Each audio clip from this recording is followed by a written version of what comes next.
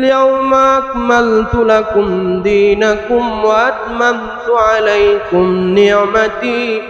ورضيت لكم الإسلام دينا রব্বুল আলামিন বলেন যে আমি যেই ধর্ম তোমাদেরকে দিয়ে দিলাম ওই ধর্মের নাম হবে ইসলাম। ওই ইসলাম ধর্মের মধ্যে কোনো ধরনের কারচুপি করা, কোনো কিছু বাড়ানো আবার কোনো কিছু কমানোর কোনো সুযোগ থাকবে না।